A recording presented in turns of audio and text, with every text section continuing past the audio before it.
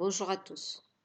Alors, cette capsule va porter sur la deuxième partie des perturbations stationnaires, celle rapportée à une énergie qui est dégénérée. Et puis, on va rapidement introduire la méthode variationnelle. Alors, on va commencer par la perturbation d'un niveau dégénéré. Donc, on va considérer un niveau d'énergie En0 dégénéré Gn fois. Et je vais appeler les vecteurs psi-ni les vecteurs propres associés à En0. Donc cela va me permettre d'écrire l'équation aux valeurs propres suivantes. H0 psi-ni égale En0 psi-ni, i allant de 1 à Gn. Alors, si je prends une combinaison linéaire des quêtes psi-nj, c'est les mêmes, j'ai simplement changé la variable muette ici, la j. Ça, c'est une combinaison linéaire. Eh bien, je sais que cette combinaison linéaire est encore vecteur propre de H0 associé à la même valeur propre En0. D'accord? C'est le problème de la non-unicité des vecteurs propres quand il s'agit d'une valeur propre qui est dégénérée. Partant de l'équation 1 qu'on a déterminée dans la capsule précédente, eh bien, celle qui correspond finalement à l'ordre 1 en lambda, je vais venir simplement remplacer psi n0, qui était le vecteur propre associé à n0 ici quand le niveau était non dégénéré. Je vais venir le remplacer par le vecteur propre général phi ni. Vous voyez, le phi ni qui est un vecteur propre général associé à la valeur propre n0. Le voilà. En même temps, la correction en1, qui était unique quand le cas était non dégénéré, eh bien, je lui mets un indice i parce que je peux avoir autant de corrections que de dégénérescence, que de degrés de dégénérescence. Et il en est de même, vous voyez ici, pour la correction à l'état, psi n1, je lui mets également un indice i parce que à chaque correction eni peut correspondre une correction à l'état psi ni. D'accord? Donc j'ai simplement corrigé l'équation 1. Celle-là, elle était par rapport à un niveau non dégénéré. Celle-ci, elle correspond à un niveau qui est dégénéré. Alors on va venir ensuite projeter cette équation-là sur le bras, psi nj, j étant quelconque. Donc voilà, j'écris tout simplement cette bras-là, je la projette sur le psi nj. Et je sais que l'action de H0 sur psi-nj, ça correspond à N0, puisque psi-nj est encore un vecteur propre de H0 associé à la valeur propre N0. De ce fait-là, tout le terme sur votre gauche est nul. Donc 0 égale.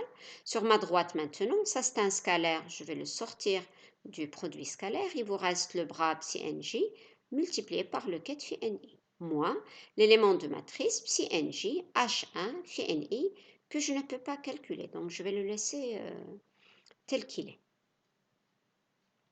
Partant de là, je vais venir remplacer l'expression phi ni par la somme des quêtes propres psi nk. Donc, je prends une nouvelle variable muette k et je remplace tout simplement dans cette équation. Donc, vous voyez, je fais la somme sur k égale à 1 hn en facteur.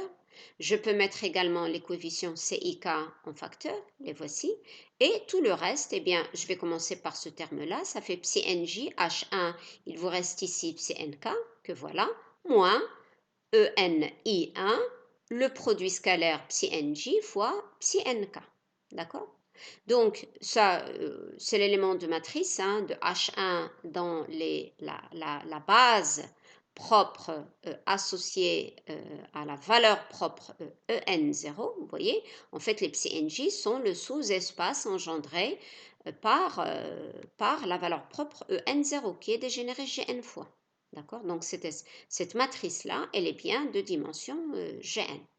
Moins ENK, vous voyez ce produit scalaire-là, ça vaut 1 quand J égale K et 0 ailleurs. Okay? Donc, je vais le remplacer par tout simplement l'indice de Kronecker. Ouais?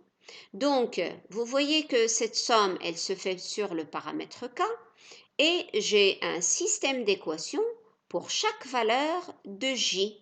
hein. J allant de 1 à Gn. J, c'est, vous voyez, c'est un vecteur propre associé à n0 et vous avez J variant de 1 à Gn puisque c'est un vecteur propre de n0. Donc finalement, cette équation que je viens de trouver, eh ben, c'est un système d'équations. J'en ai combien? J'en ai Gn fois à cause de la variable J. Okay. Et ces En1 là, bah, c'est les inconnus que je vais déterminer. Donc j'ai un système linéaire. Évidemment, ce système linéaire admet une solution évidente, hein, c'est CIK égale 0, mais ça n'est pas la solution qui m'intéresse. Parce que si je fais CIK égale 0, vous voyez que le ket phi NI égale 0, et ben ça ne m'intéresse pas parce que ben, ça correspond à un ket propre qui est nul. Autrement, on va dire que ce système d'équations-là admet des solutions non nulles si le déterminant, tout ça là en dehors de CIK égale 0. D'accord? Donc le déterminant, c'est cet élément de matrice moins ENI1 delta JK égale 0. Et en fait, si vous voyez bien, ça c'est tout simplement l'équation de diagonalisation de H1. ENI, c'est ce qu'on a l'habitude d'appeler lambda, la valeur propre de H1. Vous voyez que ça, c'est la matrice de H1 dans le sous-espace engendré par EN0, puisque j'ai psi NJ, psi NK, ça c'est l'élément de matrice H1 dans le sous-espace engendré par EN0, moins l'inconnu, qui est finalement la valeur propre, fois delta. Delta, bah ça c'est tout simplement la matrice identité. Ça vaut 1 quand G égale à K et 0 ailleurs. D'accord? Donc finalement, les ENI, eh ben, ce sont les valeurs propres de H1 dans le sous-espace engendré par la valeur propre EN0. D'accord? Alors, directement, on va passer à l'introduction rapidement de la méthode variationnelle. Donc, je vais appliquer la méthode variationnelle toujours dans un Hamiltonien qui est indépendant du temps. D'accord? Nous sommes dans les perturbations stationnaires, c'est-à-dire je considère que mon Hamiltonien est indépendant du temps. Et de plus, quand il s'agit d'un spectre qui est non dégénéré.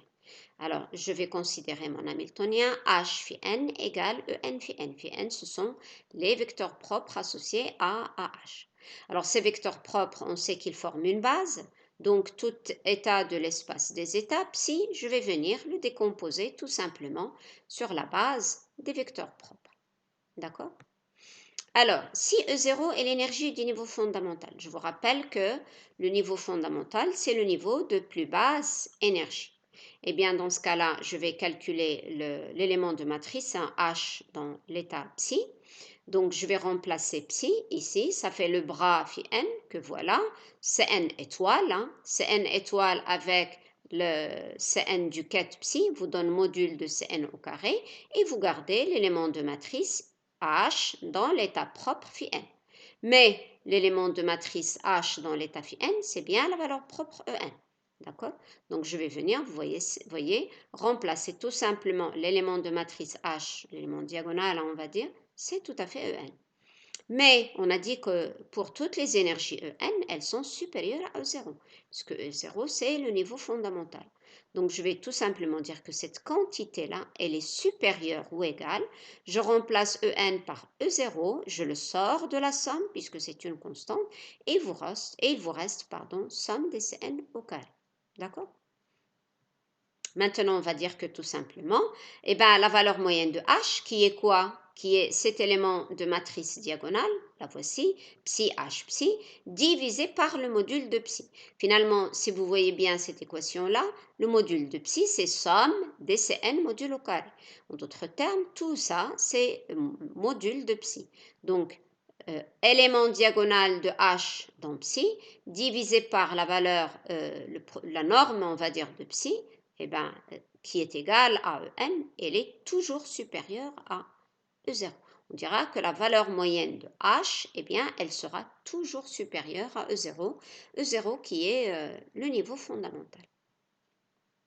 Donc, cette propriété-là, c'est la base même de recherche par une méthode approchée. On va tout simplement, on ne va pas résoudre exactement, mais c'est une méthode qui est approchée, qui marche très bien si on choisit bien le ket psi, elle est appelée méthode variationnelle. Alors, pratiquement, on va l'appliquer par 3 étapes. La première, on va choisir de manière arbitraire, mais physique. Ça veut dire quoi? Ça veut dire, je vais choisir un ensemble de quêtes psi, d'accord, qui dépend d'un paramètre alpha.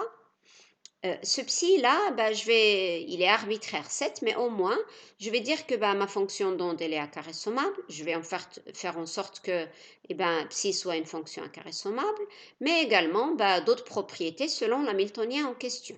D'accord? Donc, alpha, c'est le paramètre qui va vous permettre de minimiser la valeur moyenne de h, tout simplement.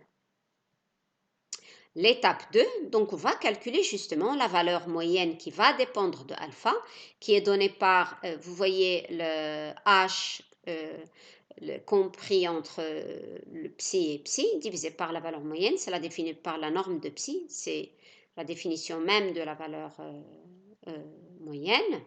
Et on va donc minimiser par rapport au paramètre alpha. Ça veut dire que je vais chercher la dérivée de la valeur moyenne par rapport à h. Je vais écrire que cette dérivée égale 0 et je vais essayer de trouver quelque chose qui dépend de alpha, une relation dont dépend alpha. Troisième étape, je vais venir donc remplacer cette chose-là dans psi alpha. Si psi alpha est une bonne approximation de l'état, alors phi 0, alors la valeur minimale h min de alpha est une bonne approximation de l'énergie E0. D'accord? Minimiser la valeur moyenne, ça veut dire que je cherche finalement la valeur extrémale, ici en l'occurrence minimale, et ça vous permet de déterminer par une valeur rapprochée, évidemment, ce n'est pas une solution exacte, l'état associé à E0 qui est tout simplement l'état fondamental.